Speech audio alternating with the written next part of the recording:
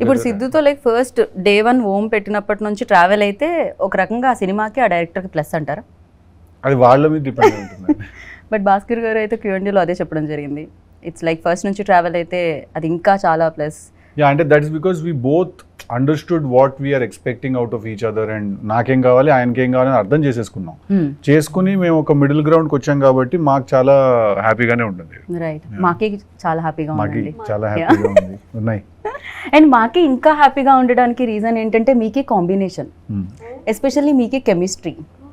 Yeah, మీకి beautiful eyes సూపర్గా express చేస్తున్నాయి అనమాట. బేబీలో ఆల్రెడీ వి సా, బట్ దీంట్లో ఎంటైర్లీ డిఫరెంట్ వేలో మేము చూస్తున్నాము. And tell about your chemistry, నేను ఎట్లా వర్కౌట్ అయింది? కొంచెం ఫస్ట్ భయం వేసిందా? భయంతో కూడుకున్న గౌరవంతో కూడుకున్న పర్ఫెక్షన్ వచ్చేసిందా?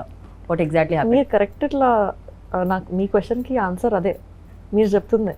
ఓకే, ఆన్సర్ కూడా నేను చెప్పేసిన క్వశ్చన్తో పాటు ఎట్లా అవుతుంది అసలు? శుక్రియా, మీరు బ్యూటిఫుల్ ఐస్ అన్నారు కదా. యా, నిజంగానే బ్యూటిఫుల్ ఐస్ అండి. థ్యాంక్స్. సో ఐస్తో ఎక్కువగా ఎక్స్ప్రెస్ చేసే రోల్ అనిపించింది నాకు ఇది.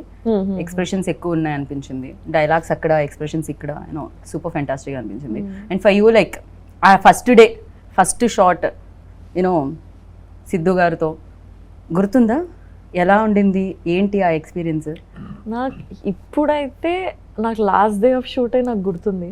ఇంకా ఐ థింక్ అదే గుర్తుంటుంది నాకు. ఏం జరిగింది? ఫుల్ డే నవ్వుకున్నాను నేను, అంత ఫన్ ఉండే నాకు ఆ రోజు సెట్లో. It was crazy. నేను డే 1 నుంచి అంతా మాకు ఫన్ ఉంది. ఎవ్రీడే ఏదో ఇంప్రొవైజేషన్ చేస్తారు ఆయన, ఇంకేదో దానికి నేను నవ్వుతూనే ఉంటాను, అలా ఏదో నడుస్తూనే ఉంటుంది. But last day was the best day.